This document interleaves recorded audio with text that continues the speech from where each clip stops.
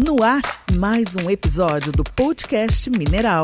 Aqui, o assunto é mineração. Apoio: IBGM, Instituto Brasileiro de Gemas e Metais Preciosos. Camisbra, Centro de Apoio da Mineração Sustentável. FECOMIN, Federação das Cooperativas de Mineração de Mato Grosso. Fomentas Company. E Expo Minério 2024. Exposição, Congresso e Negócios, de 7 a 9 de novembro em Cuiabá. Olá, estamos de volta com mais um episódio do Podcast Mineral, seu podcast semanal que fala sobre o mundo da mineração. E compartilha comigo a apresentação minha colega Rafaela Padilha. Seja bem-vinda mais uma vez, Rafa. Obrigada, Disney. Obrigada pela presença, pela audiência de todos vocês que também são ouvintes aí da Rádio de Peixoto. E é sempre um prazer trazer mais notícias da mineração, né, Disney? É isso mesmo, a Rafa falou Rádio de Peixoto, estamos na Folha FM todos os sábados que retransmite o nosso podcast. Rafa, e hoje estamos recebendo aqui um convidado muitíssimo especial, Juarez Silva Filho, empresário, fundador da Ouro Minas DTVM. E muito aguardado, aliás. Né? Com certeza, um convite feito desde o começo do nosso podcast. A gente sabe que a agenda dele é uma agenda lotada e hoje tivemos a oportunidade de trazê-lo aqui no nosso estúdio para um bate-papo bem interessante, porque é uma pessoa que conhece a fundo esse mundo da mineração de ouro. Pois é, seja muito bem-vindo, Juarez.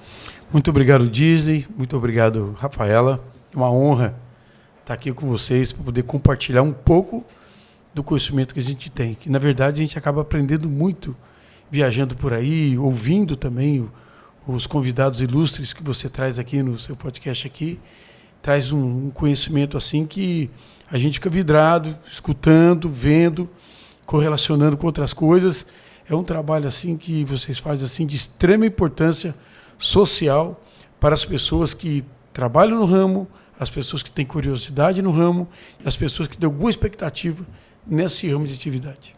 A gente, quando começou esse podcast, realmente tem essa ideia, né, de levar informação a respeito do mundo da mineração, que é um mundo muito fechado e que poucas pessoas conhecem. Então, trazendo pessoas como você aqui, a gente vai desmistificando essa atividade, mostrando que é uma atividade que é imprescindível para a economia de diversas regiões brasileiras, e no Mato Grosso não é diferente, principalmente a região daqui da Baixada Cuiabana e a região do norte do estado, citando como exemplo Peixoto de Azevedo, e é uma região que você tem uma relação muito grande, inclusive Alta Floresta, que é uma região também por onde vocês começaram a atividade lá da Ouro Minas. Eu gostaria de, inicialmente, nesse nosso bate-papo, conhecer um pouco dessa história. Como que o Juarez entrou no mundo da mineração? Bom, eu sou mineiro de Ubá, Minas Gerais. Nós morávamos em Ubá. Nós somos uma família de 11 irmãos, 6 homens e 5 mulheres. E meu pai plantava fumo lá em Ubá, Minas Gerais.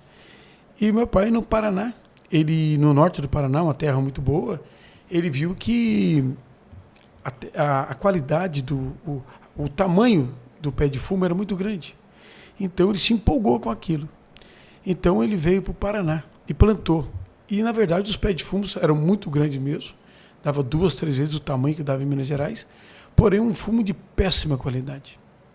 Então acabou ele entrando na dificuldade, a gente acabava comprando fumo de outras pessoas para vender, e fazia rapadura também.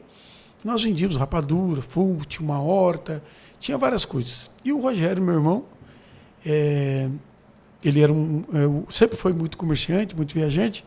Uma vez ele viu num jornal, o Eldorado do Mato Grosso, achou que poderia ser uma esperança, pegou um Fusca, encheu de fumo e rapadura e foi vender lá na região de Alta Floresta.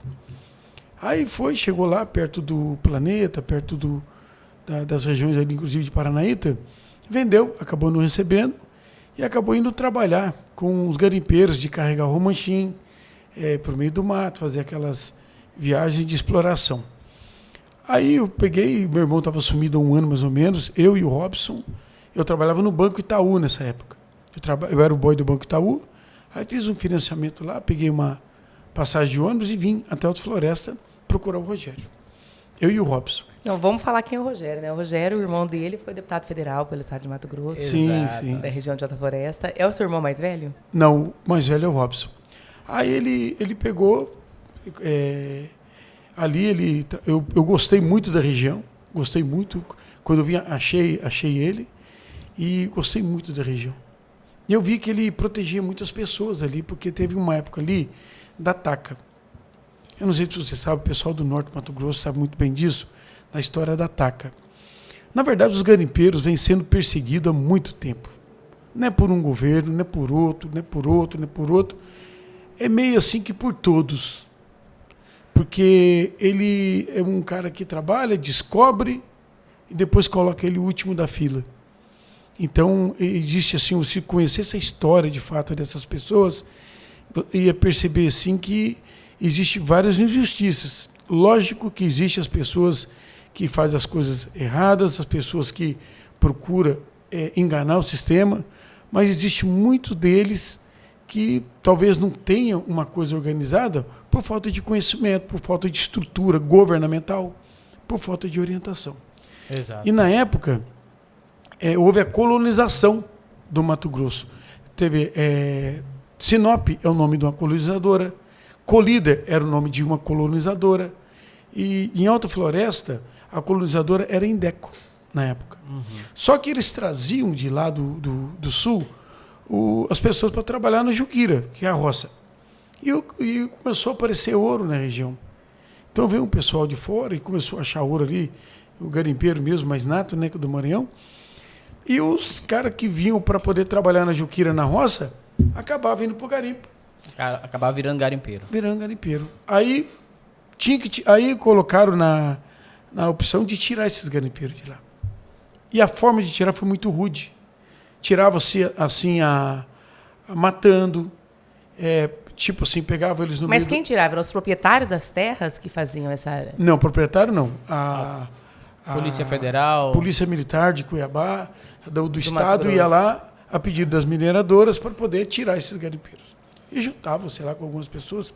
Muito bem. E chegava lá, abria um buraco, mandava lá, tinha uns 30 mais ou menos, abria um buraco, mandava entrar todo mundo dentro, metia a bala, matava todo mundo. Meu Deus. Cara, que situação. Aí ficavam os Isso dois... Isso em 1980? 1979, por aí. 79. Aí pegava e sobrava uns 3, mandava cobrir de terra. Então, inclusive, foi visto alguns garimpos depois, cheio de caveira dentro. Essas mortais. Pegava mulher, por exemplo, se mulher assim que estava no barraco do cara, que estava grávida, batia o cabo da espingarda, ou da coronha, perdia o filho. Pegava a mulher que eles consideravam prostituta, jogava gasolina na vagina e metia fogo. Meu Jesus, que horror. Pegava um garimpeiro, fazia ele obter ato sexual com outro. Atos obscenos. Então foi muito maltratado esse povo. Que Mato horrível. Grosso, o norte do Mato Grosso deve desenvolvimento para esse pessoal. Porque ninguém foi lá plantando arroz, alguma coisa no começo. O que fez a Alta Floresta crescer, o que fez o norte ir atrás de dinheiro foi o ouro. Depois veio a agricultura, que está muito bem, tocada aí pelo Blário Mágico, eu respeito muito a qualidade de administração dele na questão de agricultura, que ele desenvolveu o Estado nesse ponto. Depois veio a agricultura, mas no começo, o que uma pessoa ia fazer na Alta Floresta? As colonizadoras davam terra de graça para a pessoa ir lá desenvolver o Estado. Mas o que gerava aqueles mercados grandes, aquelas o que girava coisas, a economia local era o ouro. Era o ouro. Alta Floresta, Linha, Piacás, Colíder, Peixoto. Colíder. Então isso foi o chama. Então não pode jogar isso no lixo, não pode jogar falando igual as pessoas falam de uma profissão assim que, como se ela fosse assim, o lixo do mercado brasileiro. Não pode ser assim. Eu acho que tem que ter um pouco de respeito. Teve os bandeirantes também, que era dessa forma. O Brasil foi colonizado por causa da mineração. Né? Então, esses garimpos que falam aí que são ilegais, não eram ilegais. Se tornaram ilegais por deficiência do sistema. Por deficiência do sistema. Foram empurrados para a ilegalidade. Foram empurrados, porque o governo não achou uma situação para legalizar ao tempo. Fiscalização para isso. Então resolveu o seguinte, vamos punir todo mundo porque a gente não consegue organizar. Gasta aí 1 bilhão com fiscalização e não gasta 100 milhões com orientação, que seja em meio de comunicação de televisão, escola e várias outras formas. Então eu acho assim que pode ser... Fiscalização é importante, tem que existir. Porque todo lugar existe alguma coisa que tem que se corrigir. Mas pensa bem, você bater no seu filho todo dia, você não vai fazer ele bom, não. Você pode até fazer ele virar um criminoso. Mas vamos lá, eu enquanto estou aqui do outro lado, enquanto pessoa, porque assim, o que acontece com o garimpo? Existe muita... as pessoas não conhecem a atividade a fundo, né? E as pessoas que estão aqui, elas veem a atividade de forma criminosa, com muito preconceito em relação ao que existe. Só que existe um problema entre a atividade, né? O senhor falou, quem eram as pessoas que faziam esse tipo de atividade, que mandavam matar lá, eram as grandes mineradoras, e existe até hoje isso. Grandes mineradoras responsabilizando os pequenos por todo o dano ambiental que existe hoje. Não falta essa movimentação do setor, essa união, sabe, assim, o setor se movimentar para regulamentar, porque a agricultura foi assim.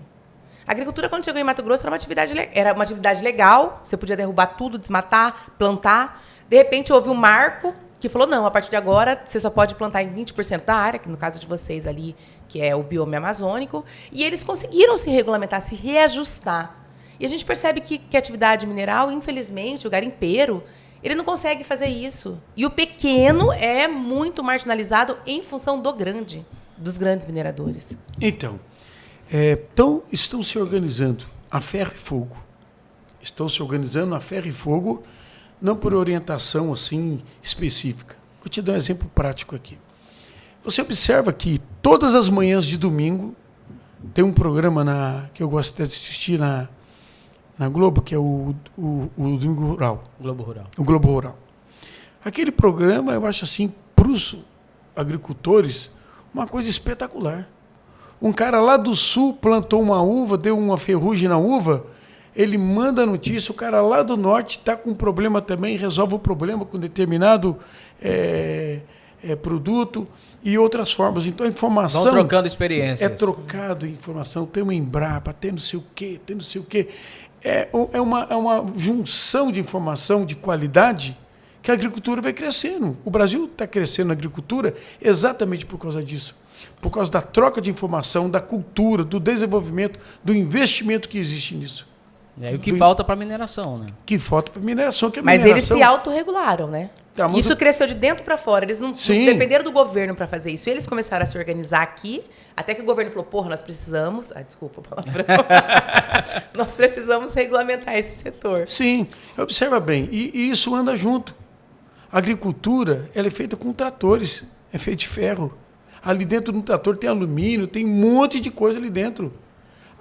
Quando a pessoa chega em casa, que ele abre a fechadura da porta da casa dele, ele está pegando na mineração, que é uma fechadura da porta. Quando ele abre a chave da porta dele, está pegando a mineração. Quando ele entra no carro dele, ele está sentando num produto que praticamente mais de 50% é da mineração. Inovação tem mineração. Né? Exatamente. Carro elétrico é mineração. Então, o Brasil tem um potencial tão grande, porque da forma que fala assim, a questão do garimpeiro é um procurador, ele é um farejador.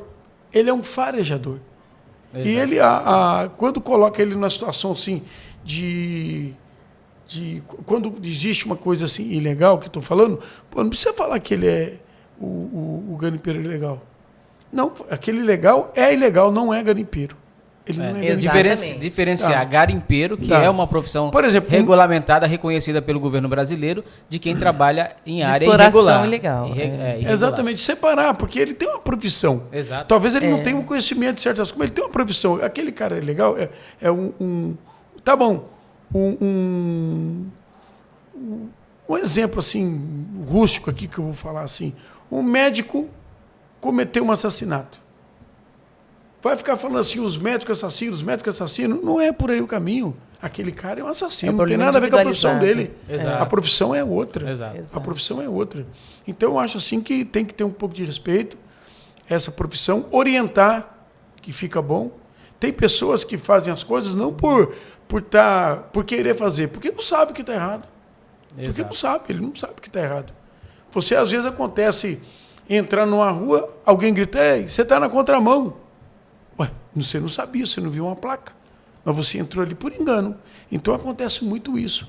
Eu acho que a forma que é feita hoje, o critério que usam hoje, tem que pensar bem.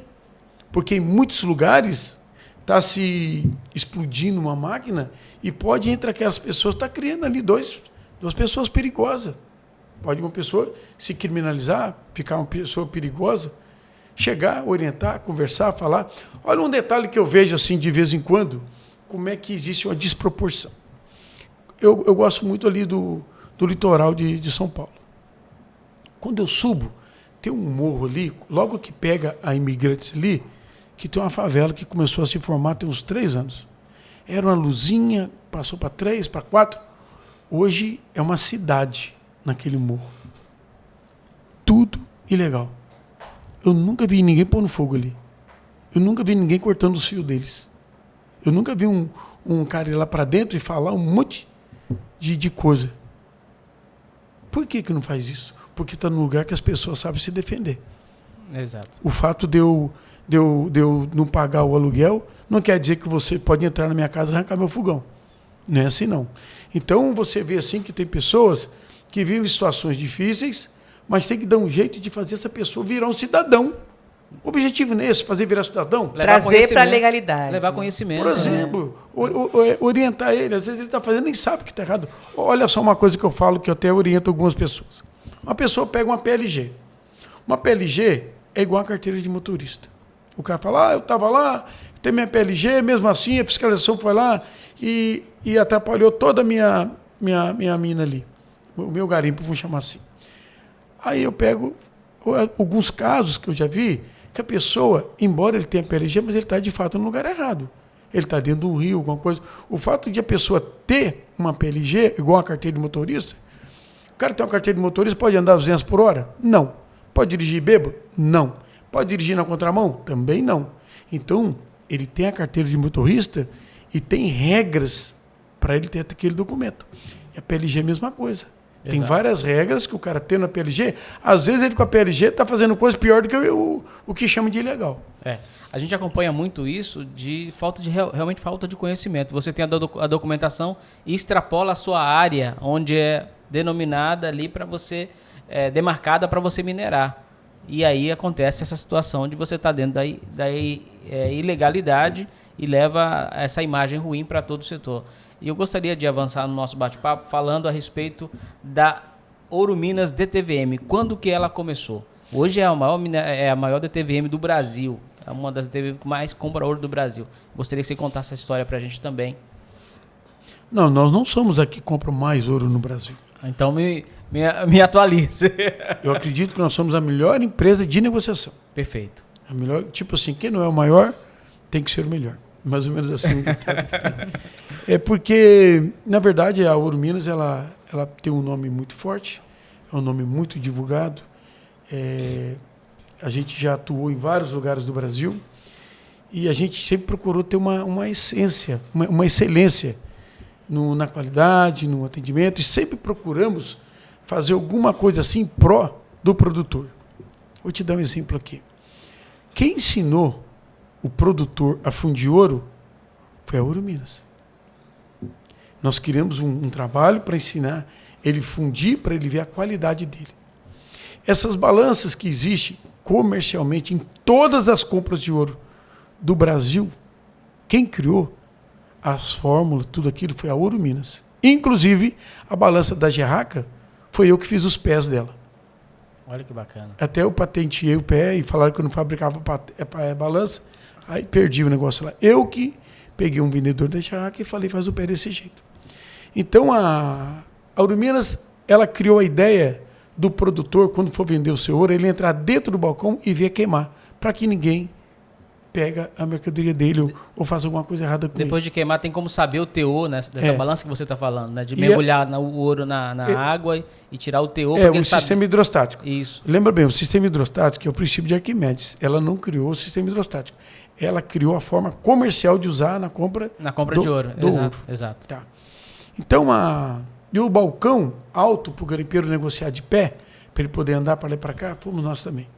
E nós temos constante pesquisa, e às vezes você faz uma pesquisa dias, anos, e às vezes ela acaba não dando tanto certo para poder melhorar essas questões.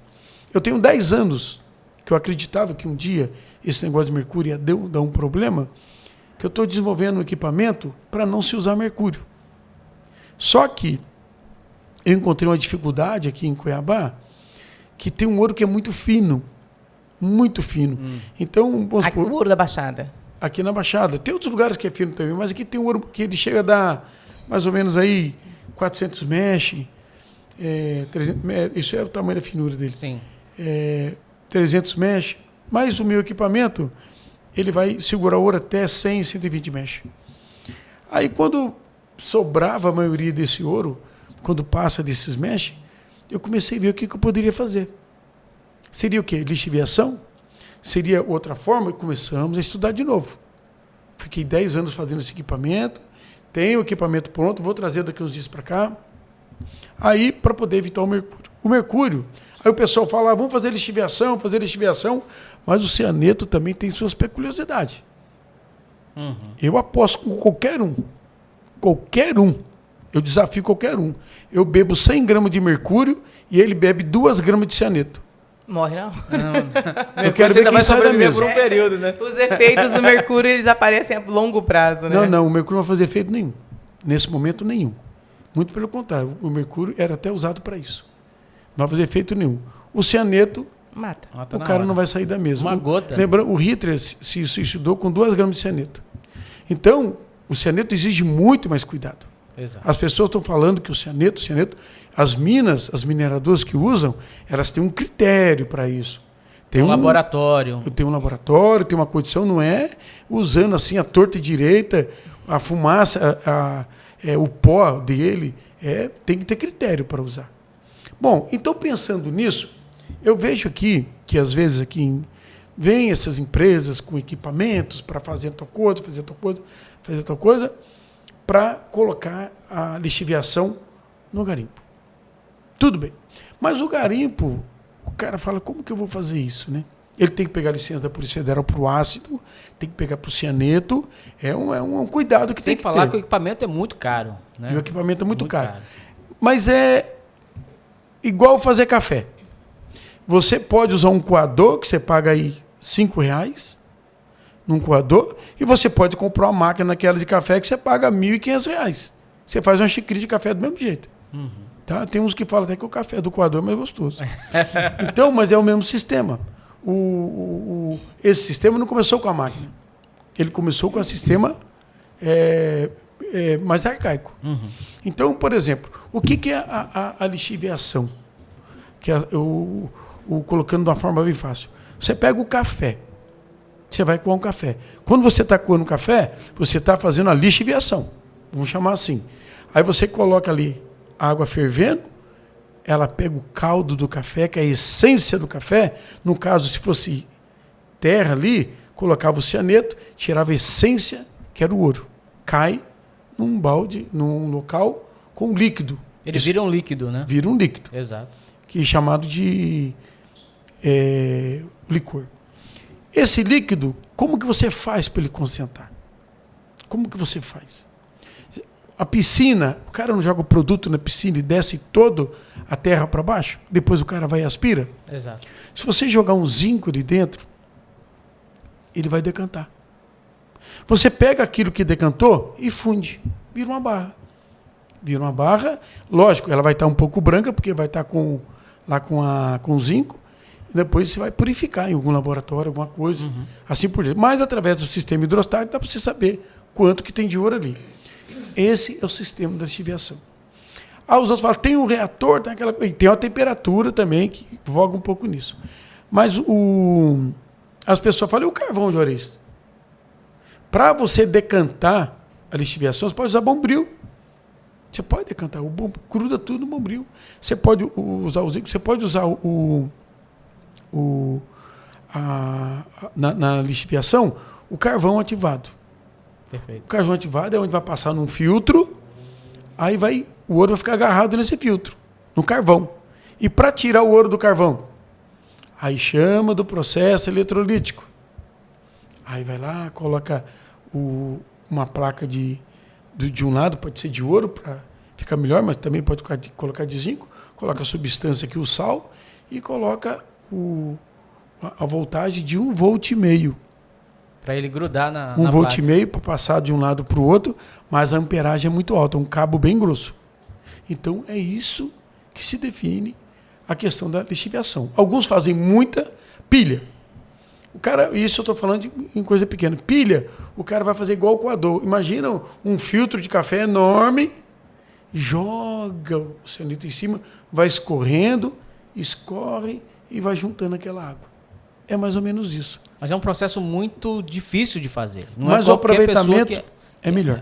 Mas não é qualquer pessoa que faz.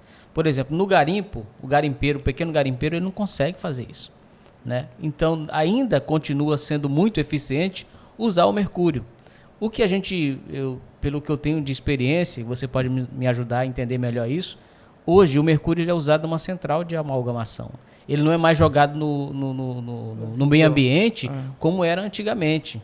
Ele pode até ser recuperado e continua sendo mais eficiente. O que se precisa é levar esse conhecimento para quem ainda não tem esse conhecimento de que o mercúrio ainda é fácil de ser utilizado e não é tão prejudicial como você está falando aí no caso do cianeto para usar em pequenas minerações, no garimpo, por exemplo. O mercúrio, a vantagem dele é que ele agrega no ouro fácil, facilmente no ouro. Aí o cara lava, fica aquele mercúrio ali. Mas nunca foi bom o próprio produtor jogar mercúrio em algum lugar. Mas se ele jogar, ele vai perder o ouro, porque o ouro gruda no mercúrio. Ele tem que ter o mercúrio para tirar ele, como é que faz? Exato. Eu já vi um cara que vai carpir e depois joga enxada fora? Não. É igual, ele usa de novo. Então ele vai usar, ele tem uma pequena perca, Ele tem uma pequena perca. Mas agora as formas que o pessoal está usando agora, com esse cuidado, com esse laboratório dentro da mina, acaba sendo importante esse uso. Mais eficiente, mais seguro até para o meio ambiente, né? Mas é porque a percepção que as pessoas que são de fora, que não conhecem a atividade, têm ainda é aquela da bateia. Você joga o mercúrio na bateia e vai caindo no rio ali. Não, mas se cair no rio é pior que o ouro vai junto. Pois é, mas as pessoas... É isso que eu falo. Antigamente tinha... Até hoje as pessoas têm... Quando se fala em garimpo, a percepção é essa. É a visão que as pessoas pegam porque vê isso na televisão, né? Grande mídia, né? Sim. Mas existem pessoas que usam de uma forma assim errônea também, né? Sim. Ele não tem cuidado, acaba derramando, acaba fazendo alguma coisa assim. E esse cuidado tem que ter, sim. Mas agora o pessoal já está mais cuidadoso. Mas eu vou te dar um exemplo aqui. Mas eu não entendi, só para retomar ali, antes de a gente perder. O senhor falou que há muito tempo, há cerca de 10 anos, está estudando uma alternativa para o uso de mercúrio. E essa alternativa é o cianeto. E o senhor não é favorável ao uso do cianeto.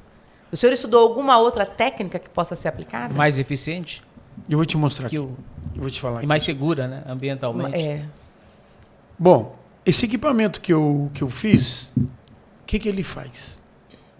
Inclusive,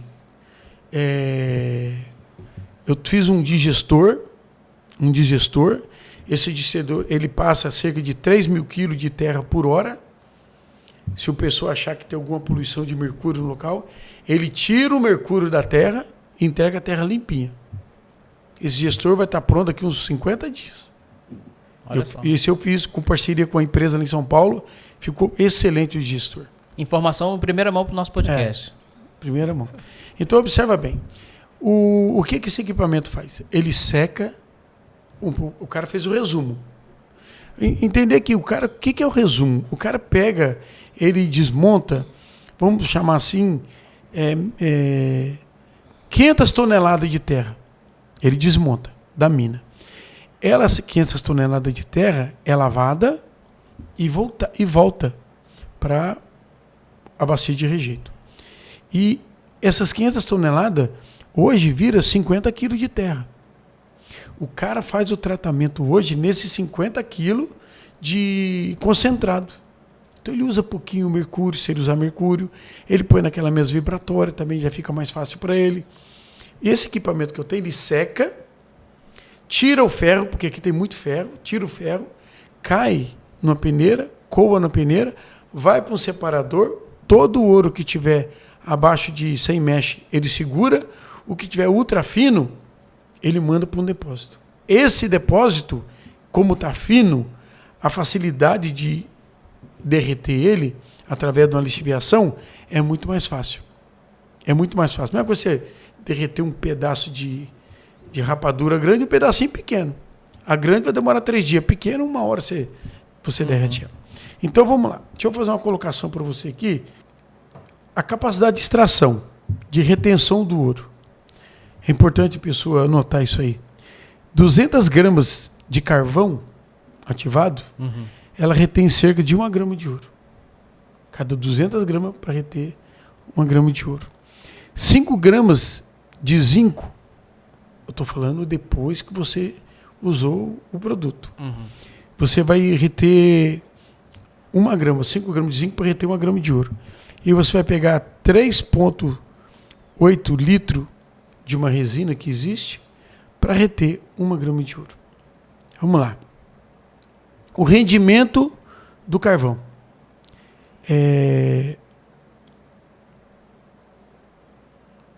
Com 200 gramas, eu falei para você que vai 1 grama. O rendimento do carvão é um rendimento de 17, mais ou menos, por cento, comparado com o zinco, que é 0, o zinco é o mais fraquinho deles. E tem essa resina, que é 50% praticamente melhor. Aqui, eu vou uma forma de explicar mais fácil aqui para a pessoa. Tá. Mas essa é uma fórmula para usar... Depois, para não usar mercúrio. Para não usar mercúrio. É lixiviação. É. Mas nesse método, ainda que os separadores sejam zinco ou carvão ativado, vai o cianeto para poder derreter isso e fazer com que ele fique líquido. Né? Exatamente. Exatamente. E esse sistema que você está desenvolvendo, você vai colocar à venda no mercado? Como é que você pensa em disponibilizar isso para o pequeno minerador? Bem breve. Bem breve. Então, correndo com isso aí. E vai ser viável economicamente? Achei. E você imagina para colocar isso no mercado? Guarda esse nome, tiureia. Tiureia, pergunta para o seu químico, pergunta para a pessoa que está fazendo, porque as pessoas escondem essa informação e o cara fica batendo para tudo quanto é lado sem saber. Quando se fala um produto que faz lixiviação e ele não polui. Tiureia. Eu estou fazendo aqui igual aquele mágico que fala. Como é que é a mágica? A tiureia. A tiureia custa... Está revelando a mágica aqui para... A tiureia, ela custa R$100 o quilo. A tiureia. E ela pode ser reutilizada?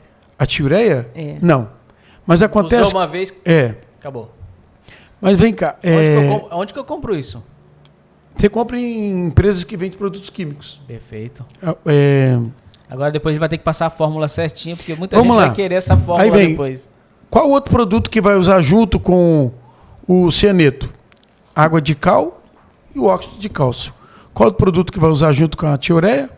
Usar um pouco do ácido sulfúrico e o sulfato de ferro. Tá. Toxicidade comparada. Cianeto, altamente tóxico. O tiureia, baixíssima toxicidade. Vamos lá. Tempo de reação. O tempo que ele fica reagindo. Por isso que tem que ser um material bem fino para trabalhar. Tipo de reação. O cianeto, mínimo de 12 horas. O tiureia, 2 horas. O ponto positivo do cianeto, maior facilidade de reação com menos custo. O da tiureia, baixa toxicidade, menos tempo de reação. Mais rápido. Acaba sendo mais rápido. Pontos negativos. Cianeto, toxicidade maior e o tempo de reação. E o preço maior e mais produtivo que a tiureia. É mais produtivo. Então, mas para isso, a pessoa tem que ter uma qualidade para trabalhar com a tiureia. Se você, igual eu falei da rapadura, você põe um pedaço grande e um pequeno, o pequeno derrete mais fácil. Quando for um pedaço maior, obviamente que o cianeto vai trabalhar mais. Mas a tiureia, se ele for fininho, não tem por que o cara tá investindo no cianeto, nesse aspecto. O cara tem que avaliar se o ouro dele realmente, para esse sistema, vai ser mais eficiente ou para outro sistema, no caso do cianeto, ou até mesmo continuar com o mercúrio, vai ser mais eficiente para ele. Tá, o mercúrio, se ele for usado conscientemente, com cuidado, ele não vai dar problema. Você fala de Farecei? O Farecei é um sistema de análise que, quando manda para esses laboratórios grandes aí, tem o farecei. Farecei, aí isso aí é ensaio com fogo. Farecei, um ensaio com fogo. O que acontece? Eles pegam a terra que a pessoa manda para análise, ele pega essa terra, coloca bórax, alguns casos que falta sílica, coloca pó de vidro e algum outro produto, e coloca óxido de chumbo. E coloca no fogo. Aquilo vai chegar a 1.300 graus, mais ou menos, o chumbo vai descendo, vai agarrando todo o ouro e vai descendo para o fundo do cadim, que ele é tipo um triângulo assim. Aí você pega aquele chumbo, o ouro vai estar tudo naquele chumbo. O chumbo derretido tem o mesmo efeito de captar ouro que o mercúrio. O mesmo efeito. Só que ele, para fundir, vai 600 graus. Então a pessoa, quando está lá rodando lá para poder usar algum outro produto, não tem uma temperatura dessa. Mas ele pega e coloca. Aí quando ficou, ele pega, quebra depois, tira aquele pedacinho de chumbo, lamina, ataca no ácido ou coloca numa copelinha de osso. O que é essa copelinha de osso? É o pó de osso mesmo. Você compra sacos de pó de osso de animais aí, e você coloca essa lâmina bem fininha e coloca lá no forno. O osso chupa só o chumbo. O ouro fica tudo em cima. Aí ele sabe o ouro que tem ali. Então, muita técnica, né, Rafaela? Então, para você ver, química. O chumbo tem o mesmo efeito com a temperatura de 700 graus, ele tem o mesmo efeito do mercúrio. Embora ele polui de outra forma, né? O mercúrio polui de um jeito e o chumbo polui de outra forma. Ele também já não faz tão bem para a saúde. Mas se o cara pegar um lugar daquele, para começar 700 graus, não dá nem para colocar água, porque já evaporou com 100. Verdade. Agora eu gostaria de falar contigo também sobre a questão da rastreabilidade. Como é que você vê isso? Quais são as alternativas que você já tem conhecimento que realmente funcionam? Deixa eu só... A gente precisa fazer um parênteses aqui que eu acho que é importante. É porque ele tem tanto conhecimento de... Um podcast é pouco para... Tanto conhecimento sobre garimpo, sobre extração, sobre separação dos metais. E as pessoas que não têm conhecimento da atividade, que estão lá do outro lado, devem estar se perguntando, o Juarez é comprador de ouro, ele tem uma DTVM, por que ele detém todo esse conhecimento e por que ele aplica em novas tecnologias? É bom você explicar isso. Você faz isso primeiro, você tem esse conhecimento, porque você já foi comprador, já esteve no garimpo, né? Até na Serra Pelada. Já foi garimpeiro. E faz esses investimentos porque você quer garantir a origem do ouro que você vende. Para você é importante, né? Porque isso agrega valor à sua mercadoria. O garimpeiro eu nunca fui. Não. Eu já tive em todas as regiões de garimpo, conheci muita área de garimpo. Mas acontece o seguinte, que o cliente, se ele tiver numa condição boa, se ele tiver uma técnica de produção, obviamente que ele vai te fornecer um produto de melhor qualidade, de mais confiabilidade. Então, quando a gente cria essas situações, é para que ele desenvolva, para que ele se organize, para que ele tenha uma condição melhor, e inclusive de não ser penalizado.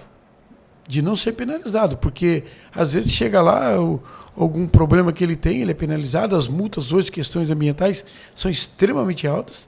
Então você pega, orienta, você fala, olha, aquilo ali está errado. Igual eu te falei, não basta ter carteira de motorista, tem que andar dentro da norma. Eu digo assim, agrega valor ao produto que você vende, né? Porque as pessoas querem saber qual que é a origem, se foi uma origem, se tinha todos os métodos ambientalmente corretos, se houve algum tipo de degradação. Isso ainda mais no mercado internacional, isso agrega muito valor à sua mercadoria.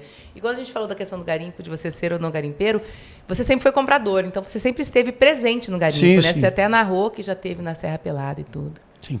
Hoje em dia, a tecnologia, ela ajuda muito. Quando acabou a questão da boa-fé, foi um puxão de orelha em todo o setor. Não foi só do comprador. Puxou a orelha dos órgãos governamentais também, todos eles. Porque ele emitia uma autorização para uma pessoa e às vezes ele usava aquilo de má fé. Quem usa de má fé não é quem compra, é quem vendeu. É quem vendeu, porque o cara chega para vender, ele apresenta toda a documentação. Ele apresenta a licença operacional dele, ele apresenta toda a documentação que, óbvio, vou comparar um pequeno detalhe aqui. Como é que eu comprava o ouro e compro? Nós compramos, né? Você vai comprar um carro, você pega o documento, você vai lá no Detran e vê se está ok, não vê? Sim. Aí você pega e compra aquele carro. O Detran te deu um documento aqui do carro, então você compra. Você compra de boa fé. Mas você sabe quem apertou o parafuso do carro, quem colocou a roda, quem colocou o pneu, quem vendeu o alumínio para aquele carro, quem vendeu a chapa de ferro? Você não sabe. Você confia que aquela fábrica te forneceu um produto que está equalizado dentro da situação. Então, quando se compra o ouro da boa fé, é dessa forma. O comprador, ele compra o ouro, ele compra e acreditando que aqueles documentos que está com ele, fornecido pela ANM, pelos órgãos reguladores, está tudo correto, que ali está tudo ok. Aí, de repente, vem uma bomba que o cara trocou de lugar, não avisou, trocou outro, mas hoje acaba você tendo que fazer um serviço um pouquinho, que é a questão da boa-fé, do serviço um pouquinho dos órgãos reguladores, de olhar via satélite, olhar a área do cara para ver se tem indícios de extração de ouro ali. Isso é muito importante, porque aconteceu vários casos que a pessoa trocava e acabava colocando em risco o comprador, porque às vezes o cara em algum momento não sateou a verificar aquilo. Entendi. Então, mas hoje isso é muito mais cuidado. Hoje, no caso da sua empresa, tem um sistema de compliance que consegue fazer toda essa vistoria de documentação para saber se aquele ouro que está sendo vendido para a sua empresa realmente saiu daquela área que está sendo informada. Sim, nós procuramos fazer o mais próximo possível. O mais próximo possível. A perfeição é difícil, porque às vezes um pai tem um filho drogado em casa que ele nunca soube que o filho usava droga. E está dentro de casa dormindo todo dia ali com eles ali. Então, você faz o possível, você usa o sistema que é possível, a cercar da melhor forma possível para que você não seja induzido a erro. Entendi. Tem todas as garantias, né? Exatamente. Agora, como é que você vê essa questão da rastreabilidade? É uma alternativa para melhorar essa questão do setor hoje?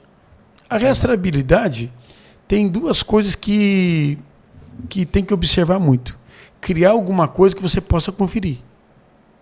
Ou se você criar alguma coisa que você não tem como conferir, você não está criando a solução. Você está criando um problema. Uhum. Então, quando você cria, por exemplo, a rastreabilidade, eu não sei como é que seria essa rastreabilidade de colocar algum indicativo dentro da barra do ouro, coisa parecida, e lá o órgão não tem como conferir. Ele não tem como conferir, retém seu ouro, larga 1 ano para fazer uma auditoria. E aí? Então, complicou. Então não resolveu. Criou um problema. Agora, eu acho que a rastreabilidade na mina, o cara fazer um carimbo, colocar um QR Code para que chegue até no comprador ou o destino que for para vender ou coisa parecida, eu acho que seria importante, sim. Agora, eu gostaria de passar já para uma parte bem interessante da Ouro Minas, que inclusive é um dos motivos que a gente gostaria de ter trago você aqui bem antes, que eu achei muito interessante essa sacada, Rafa. Estou aqui na mão com uma barrinha de ouro que é produzida pela Ouro Minas da TVM. E nessa barrinha de ouro, quando você compra ela vem pelo correio, você recebe pelo correio. Ela vem um certificado, e esse certificado tem todas as informações, é um certificado de garantia, vem com nota fiscal e tudo. Eu gostaria que você me falasse um pouquinho desse produto que a Ouro Minas tem hoje para venda. A pessoa pode comprar, inclusive, pela internet. Foi o que a gente fez aqui. Essa que está aqui na minha mão foi uma barrinha de ouro que a gente mandou fazer comemorativa ao Dia do Garimpeiro, lá em Peixoto de Azevedo. E foi vendida para algumas pessoas. Foram poucas barrinhas. E quando chegou, foi comprada aí, salvo engano, aí umas 30 barrinhas, 30 gramas de ouro. Foi vendida rapidamente. Eu achei muito interessante esse projeto. Eu gostaria que você explicasse para a gente. E quem quiser fazer investimento em ouro, quer ter a barrinha dessa em casa, como é que faz? Bom, essa barrinha aqui tem uma peculiaridade, que quando nós fizemos essa barra, fizemos uma base assim no dólar. A nota de $1 é do mesmo tamanho da de 100. Perfeito. De $100. Então, a barra nossa de 1 grama é do mesmo tamanho da de 50 gramas. Então, o tamanho é o mesmo, a espessura que vai mudando e vai aumentando o seu peso. Então, você vê aqui uma barra de 1 grama de ouro, o tamanho dela é do mesmo tamanho da 50. Então, dá um visual, dá uma credibilidade para ela. Então, isso aqui foi importante. E as pessoas, a gente divulga muito isso para para as pessoas que estão assim com vontade de investir em ouro, coisa parecida. E as pessoas têm que entender que quando ele está investindo em ouro, ele não está gastando dinheiro. Ele está investindo. Então a pessoa tem aquela ideia de que estou comprando ouro, estou gastando dinheiro. Não. Você está guardando dinheiro. E eu entendo que o ouro tem uma forma de se guardar ali também como patrimônio. Esses dias eu coloquei no meu Instagram uma informação que é a seguinte. Eu coloquei 100 barras de ouro de 1 grama. E coloquei assim, logo acima, $60. Aí peguei e falei o seguinte. Em 1924, com esses $60, você comprava essas 100 barras de 1 grama. Hoje, com esses mesmos $60, você compra somente uma dessas barras. Perfeito. Uma. Então você percebe a diferença entre o ouro e o dólar. Então o dólar dá para você perceber nitidamente que de 1924 para cá, ele perdeu cerca de 1% ao ano do valor dele. Perdeu 100% do valor dele praticamente. Exato. Foi trocando. Então o ouro ele tem essa qualidade. O ouro ele não está focado só na questão assim do cara que gosta de ouro.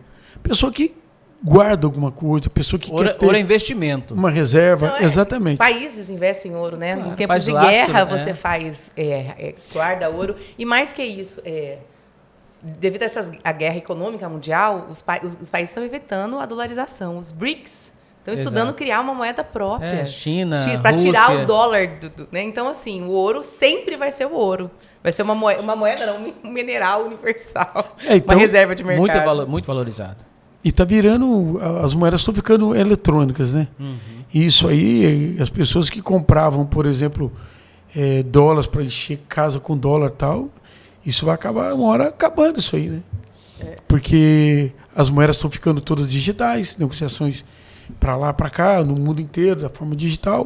Então, e os países estão se fortificando nesse ponto. Agora, deixa eu te falar um detalhe que eu penso assim. O ouro, a previsão dele de alta esse ano era para $2.070 aproximadamente. E ele já bateu aí os $2.400 a onça. Que dá 31,74 gramas. 31,104. Vamos lá. Como é que eu vejo hoje, ao longo dos anos que eu trabalho com isso? O ouro vem. Imagina um cara que está vindo correndo e ele fala para você, cuidado, está vindo um perigo aí atrás. Você não vê nada, mas de repente... correr também. De repente você vê uma avalanche, vê alguma coisa vindo atrás. Ou um cachorro bravo, alguma coisa. E o ouro faz um pouquinho desse papel na economia. O ouro está subindo, cada um fala uma coisa. Mas ele está falando, está vindo uma avalanche por aí.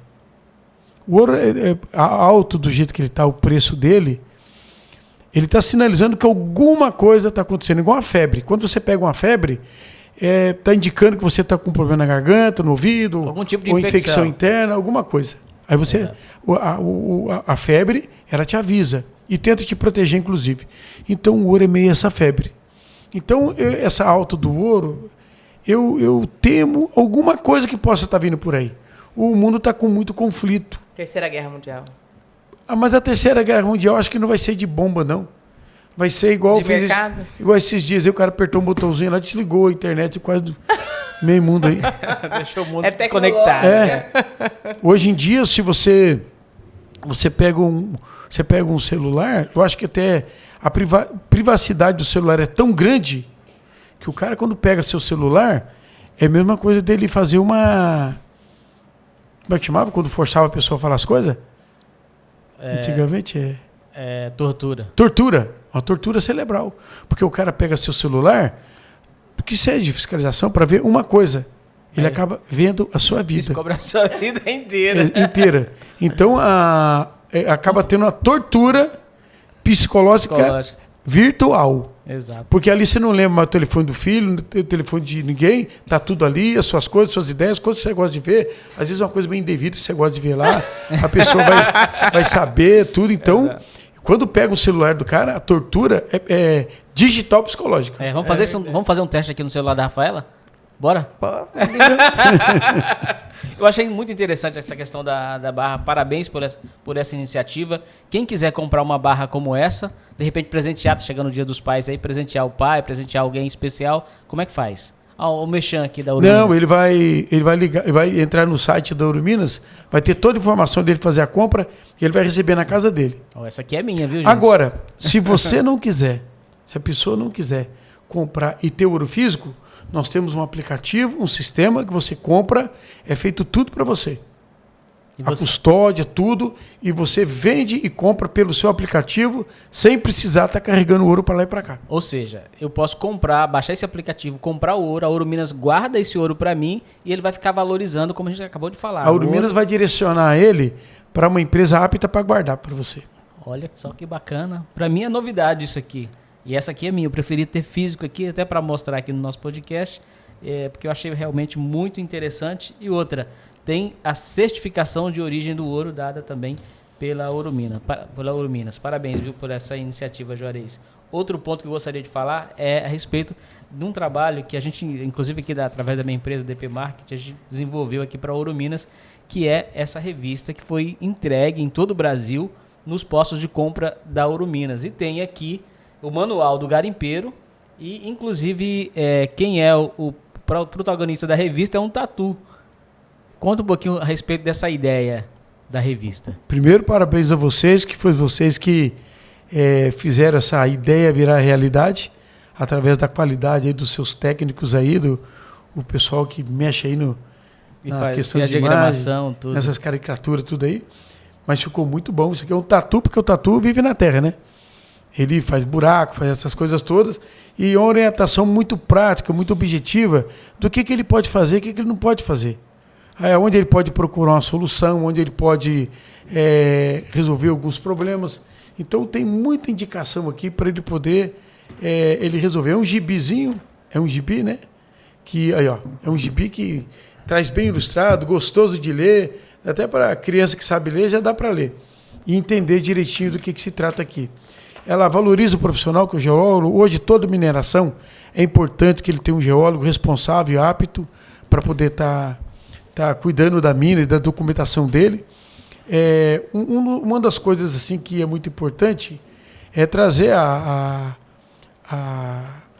que observa-se a responsabilidade do geólogo de estar olhando a mina também, de estar fazendo outros trabalhos. A mineração os técnicos envolve muitos profissionais, né? O geólogo hoje não é só para assinar documento, coisa parecida, como nunca foi.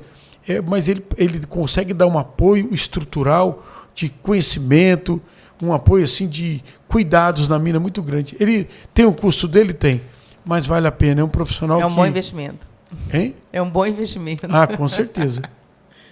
Bom, parabéns realmente por essa iniciativa, parabéns por essa iniciativa também da barrinha de ouro e outras inovações aí, como você colocou, a questão do equipamento que vocês estão desenvolvendo através da Ouro Minas para disponibilizar para o garimpeiro poder produzir o ouro sem o uso do mercúrio. Então, muitas informações foram trazidas hoje nesse podcast, Rafa. Um podcast só não é suficiente para a gente extrair do nosso convidado aqui, do Juarez, todas as informações que ele tem, que são um verdadeiro tesouro para quem assiste o nosso podcast.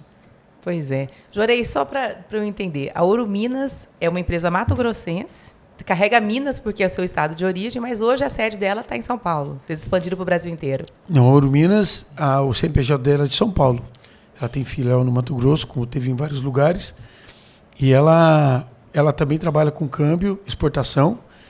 Empresas, por exemplo, que vai fazer exportação ou importar produtos, ela dá esse apoio no pagamento da exportação, tanto no recebimento quanto no pagamento.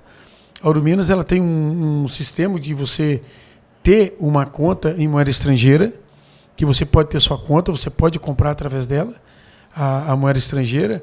Ela tem moeda também para viagens para o exterior. E brevemente, nós estamos estudando muito isso, porque essas coisas são bem burocráticas. Estamos criando assim, uma ideia de um fundo para incentivar o produtor. Um fundo para isso na questão de insumos. Não da Ouro Minas, uma empresa que parceira da Ouro Minas para poder tomar conta desse processo. Por quê? Porque às vezes a pessoa tem uma área produtiva, mas ele tem uma condição muito difícil de extrair. Entendi. Muito difícil. Agora, E tem muita dificuldade a crédito, né? Dificuldade a crédito. Mas acontece o seguinte, o que gera crédito é certeza. Então a pessoa, quando tem a certeza que você vai conseguir liquidar aquele negócio, quando tira fora a insegurança, acaba se tendo. E como que se tira a insegurança do garimpo? O garimpo é uma coisa que o cara está procurando todo dia. Ele pode achar hoje, pode não achar amanhã. Ele pode achar, sei lá, 5 quilos de ouro hoje, amanhã pode não achar nada. Ele pode achar, como já teve caso, achar uma pepita grande ou não achar. Então, isso, o garimpo, ele cria uma incerteza quanto a isso. Embora tenha os trends, tenha as linhas de produção, ele gera essa dúvida. Então, é importante que uma associação de 3, 4 tenha uma sonda e uma equipe de sonda para sondar. Porque quando ele sonda, ele qualifica e quantifica a área dele. Perfeito. Aí fica fácil. Aí ele não vai vender o ouro, ter que pôr na balança para chegar e mostrar. Ele vai vender o que está dentro da terra, antes dele tirar. É o que as grandes empresas fazem. É igual se faz na agricultura. O cara vende a safra dele, às vezes, antes de tirar. Então, e uma sonda hoje não é cara. A China está tomando conta do mundo aí. O cara vai gastar numa sonda aí, para furar aí uns 150 metros, mais ou menos. Ele vai gastar cerca aí, colocada aqui em Cuiabá, ele vai gastar cerca de 1 quilo de ouro. Cerca de 1 quilo de ouro. Ela prontinha para trabalhar. R$400 mil. Se juntar nos 4 aí, vai dar uns 100 mil para cada um. Então, e isso dá para fazer. Dá para ele, inclusive, se quiser ligar para mim, eu tenho forma onde é que ele compra essa sonda, vai chegar dentro dos 90 dias para a pessoa, mais ou menos. Porque hoje as logísticas para a China estão um pouco mais demorado um pouco, mas acontece. Então é importante unir uns quatro. Não precisa ter a cooperativa, mas a cooperativa não vai conseguir comprar uma sonda para 100. Mas se juntar 4, 5, compra uma sonda, faz a pesquisa e monta uma equipe que vai precisar do sondador e precisa do geólogo técnico para mapear o local que vai sondar. Aí ele vai sondando, sonda aqui, sonda ali, aí vai no outro, sonda, uns 4 no máximo, para a sonda poder trabalhar bem. Inclusive, com a sondagem, dá mais equilíbrio na natureza. Por quê? Quando o cara fica procurando, ele fica furando tudo quanto é lugar. Agora, ele tendo certeza de determinado local, ele vai no ponto certo. O estrago na questão de ambiental é muito menor. É muito menor. Então, quando você vê todos esses garimpos que falam que são ilegais, um dia você vai ver uma mineradora em cima dele. Um dia você vai ver. Talvez não com ouro, mas vai estar com o nióbio, vai estar com o lítio, vai estar com alguma coisa. Todos eles vão ficar. Esses dias eu vi uma notícia. Aquela história que você falou do farejador. O garimpeiro foi lá, farejou algum tipo de minério. Esses dias eu vi uma notícia aí que as cooperativas estão arrebanhando aí dos 2, não sei quantos mil hectares de terra para as cooperativas. E falando que está errado isso. É bom lembrar que as mineradoras, o valor delas sobre o que as cooperativas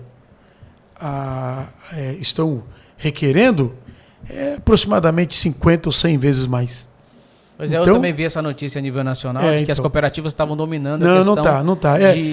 As minerações de áreas. É 50 ou 100 vezes mais. Não dá para comparar. Não dá para comparar. Mas isso aí tem dedo de algumas grandes mineradoras para publicar isso aí na grande mídia para poder. O Peru produz mais ouro do que nós. O Peru produz mais ouro do que nós. O Brasil produz 120 toneladas. O Peru 150. Vou fazer um comparativo aqui, quando a gente fala sobre Estados Unidos, tal coisa, tal. A gente quer copiar algumas coisas dos Estados Unidos, a gente quer copiar aquilo que parece que vai dar algum problema. Mas olha só, os Estados Unidos tem cerca de guardado de 8 mil toneladas de ouro, aproximadamente. O Brasil tem 140. Olha o disparato, a diferença. 140 mil, disso. Não. Hein? 140 mil? Não, 150 toneladas. Só isso? Só. E os Estados Unidos 140. tem 8 mil toneladas. E lá nos Estados Unidos, de reserva 8 de mil. mercado. Ele é simplesmente, se você colocar aí, não sei quantas vezes maior do que isso. Então, o Brasil tem a capacidade. Você vê, eu vi um gráfico outro dia, que o Brasil era lá embaixo no soja. Os Estados Unidos era lá em cima. Hoje o Brasil encabeça lá em cima. É que nós não tínhamos terra, nós não tínhamos que ensinamento, não tinha quem fizesse isso andar. Não tinha conhecimento. Né? Eu não tinha conhecimento. Quando mostrou conhecimento, Onde é que foi parar? Então, a mineração é a mesma coisa. A hora que mostrar o conhecimento, fala, peraí, você pode ser assim, o produtor vai ganhar mais, o país vai ganhar mais, e a questão ambiental vai ganhar mais também. Vai ganhar mais também. Então, todo mundo acaba ganhando através da instrução. Através da instrução. Então, o que um minerador vai fazer numa área dessa? Ele vai chegar, vai fazer o plano de mineração. Vai fazer o plano aqui, ó, nós vamos furar aqui, depois nós vamos plantar aqui, nós vamos plantar aqui, vamos plantar aqui, vamos plantar aqui, e vamos ficar tirando o produto aqui durante 30 anos. Aí vai lá os meios aí do governamental vai falar, ok, mas vai ser o mesmo buraco. O mesmo buraco. Vamos lá. A Serra Pelada é de uma grande mineração. Tampou? Ou continua a mineração ali perto, tudo ali? Ou aquele buraco vai ficar maior do que é uma hora? Vai ficar maior, com Pronto. certeza. Assim por diante. Então, tudo é questão de orientação para que a pessoa possa produzir. E ele com recurso e com orientação, ele produz mais, igual eu falei, ele ganha mais, o governo ganha mais e a questão ambiental também. O pessoal fala assim do ouro, que a questão do ouro, que ele dá 1,5% de CEFEM e ele dá 1% de IOF, correto? Correto. O prefeito fica contente com isso, tal, beleza. Mas o ouro não gera isso de imposto. O ouro gera 20% de imposto sobre a produção dele. E vou explicar por quê. Quando o cara vende ouro com nota, ele mostra aonde está, ele paga 1% de IOF, que parte vai para o município, ele paga 1,5% de IOF, perdão, de CEFEM, que vai para a questão da ANM, para poder distribuir também para o município e estado. Uhum. E ele paga o ICMS sobre os insumos dele. Ele compra um trator com nota, ele compra um combustível com nota, ele compra ali uma bomba com nota, ele compra um tapete com nota, ele compra equipamento com nota, e todo esse equipamento de 8%. Se ele vende sem nota, ele compra o combustível sem nota, ele compra o trator sem nota, ele compra o moinho sem nota, compra tudo sem nota. Quem perdeu? O governo. O governo que perdeu 20% da produção dele. De pegar 20% do livrinho e colocar na mão para poder fazer distribuição para o município e para o estado. Então não pense que é 1,5%, que é 1%. É 20% no total. E quando se tira, não tem a nota do ouro, pronto, se perde tudo isso. Fora de perder também o censo da situação. O importante hoje, observar o Pará, como é que está a situação do Pará hoje na questão de ouro, a produção, como é que está, como é que estão fiscalizando, como é que está. É importante observar. Né? Às vezes só falar Amazônia, mas peraí, vai lá ver o que está acontecendo. O Pará hoje está produzindo ouro praticamente, a maioria ilegal, né? Não tem uma legalização. Não é que ele está produzindo ilegal. O Pará, ele tem não sei quantas, umas 2, 3 mil licenças que ainda não foram homologadas. E tem várias licenças trabalhando. Mas acontece que a falta de orientação, coisa parecida, colocou em risco os adquirentes, que as empresas compradoras. Uhum. Colocaram aí há um tempo aí, como que as DTVM fosse a vilã do mercado. A DTVM compra 5% desse mercado. Ou no máximo 10%. O resto é exportação para minerador, o resto é outras formas. Ela compra 5%. E a situação que parece que ela é vilã, não. Tanto é que criaram tanta insegurança para ela que elas saíram do Pará. Exato. Inclusive nós saímos do Pará. Até que se vê alguma coisa. É muita insegurança. É muita insegurança jurídica. Você tem que ter um controle que supera o seu resultado. Aí pronto, peraí. Inviabiliza. É mesmo que você fazer uma carga que custa 10 mil, fazer um seguro de 30. É mais ou menos isso. Então, a situação assim tem que observar, tem que ver rápido. Os pessoal tem que se organizando. Mas peraí, você tem que se organizando, produzindo, vendo onde pode produzir, mas fazer um censo da produção, saber onde está localizada a produção, onde se pode melhorar aquilo ali, onde dá prioridade para ver a documentação, esses helicópteros que andam tudo em cima aí, faz o serviço, Pega uma plancheta, fulano de tal, ele está pedindo a legalização, vamos descer lá hoje. Olhou, está tudo ok? De lá mesmo, Eles já dão um ok. Tem computador, tem internet, tem tudo. Já dão um ok e falam, aqui, 90% que tá ok. E pronto, já autoriza o cara a trabalhar. É porque esse serviço ele não pode ser feito, a gente tem que falar, não pode ser feito pela Polícia Federal. Quem tem expertise para isso são os técnicos da ANM, né, que tem que fazer. E a ANM infelizmente, ela é tem sucateada. pessoal, né? Não tem pessoal para isso. Mas eu acredito o seguinte, na verdade a Polícia Federal faz o papel dela, né? Ela faz de ostensiva, ela faz de Faz combate. o papel dela, ela não é cumpre a papel ordem, dela. ela faz as investigações que tá nas atribuições dela. Agora, de fato, a ANM está melhorando, inclusive Tem um concurso, né, para 225 aqui em Cuiabá, vagas. por exemplo, tem aí o Levi. A ANM aqui de Cuiabá, Agência regional. a agência regional vai fazer agora um curso. Um curso, na verdade um simpósio, né, de orientação sobre a questão ambiental, sobre a questão de documento. O senhor Levi, parece que ele está muito bem empenhado nisso. Eu acho que é extremamente importante a forma que o senhor Levi age, e parece que ele aproxima das pessoas para conhecer o problema.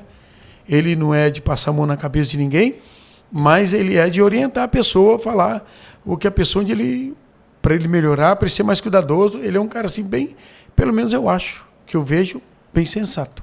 Busca conhecer melhor o setor, Exatamente, ele procura fazer essas reuniões para orientar, para que as pessoas possam ter mais acesso à informação.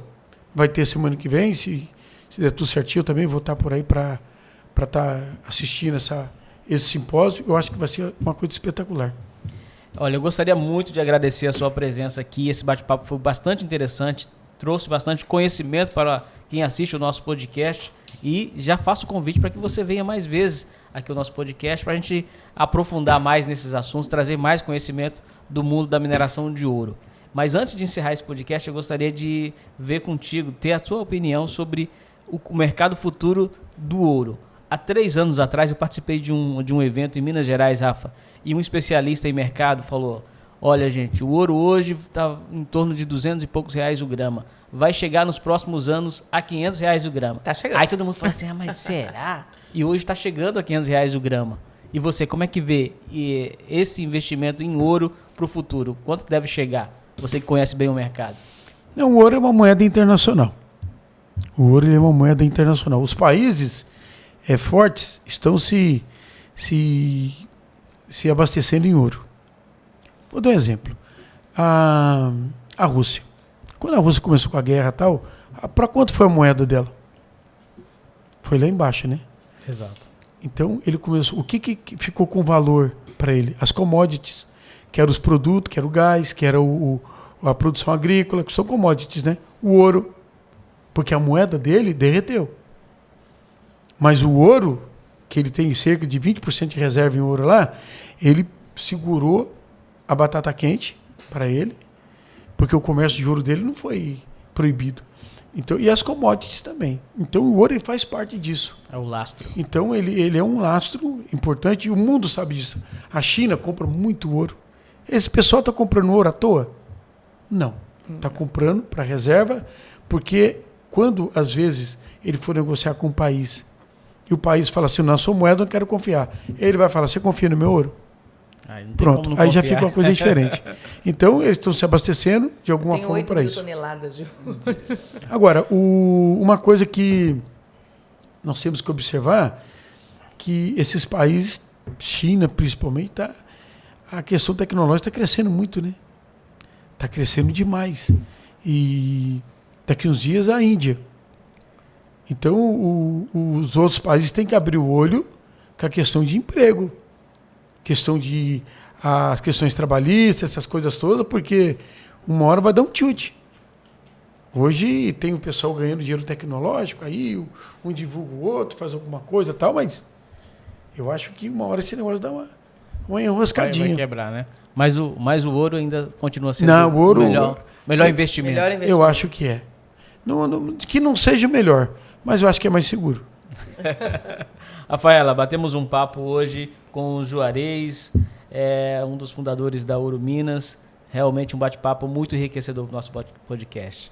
Pois é, foi uma aula aqui, né? Uma aula de quem conhece realmente o mercado, quem conhece a fundo a atividade também, que investe para que a atividade seja cada dia menos danosa e tenha mais credibilidade. Muito obrigado mais uma vez, Juarez, pela sua participação aqui no nosso podcast. Deixa o espaço aberto para que você venha mais vezes. Tá bom, eu agradeço vocês. Qualquer dúvida, alguém pode passar um e-mail para a gente, que a gente responde também. Se o ouvinte seu tiver alguma dúvida, perguntar alguma coisa, a gente está à disposição, tá? Muito obrigado mais uma vez. Obrigado a você pelo carinho da sua audiência. E se esse conteúdo fez sentido para você, compartilhe, faça com que ele chegue a mais gente, porque a nossa ideia aqui é desmistificar a mineração, mostrar que essa atividade é uma atividade que gera emprego e renda para o Brasil. Por isso que a gente fez esse podcast para levar esse tipo de informação para você. Muito obrigado pela sua audiência e até a próxima edição do Podcast Mineral. E aqui a gente fala de mineração, sabe por quê? Porque mineração é essencial. Essencial. Um abraço e até a próxima edição. Até lá. Podcast Mineral. Apoio. IBGM, Instituto Brasileiro de Gemas e Metais Preciosos. Camisbra, Centro de Apoio da Mineração Sustentável. FECOMIN, Federação das Cooperativas de Mineração de Mato Grosso. Fomentas Company. E Expo Minério 2024. Exposição, Congresso e Negócios, de 7 a 9 de novembro em Cuiabá.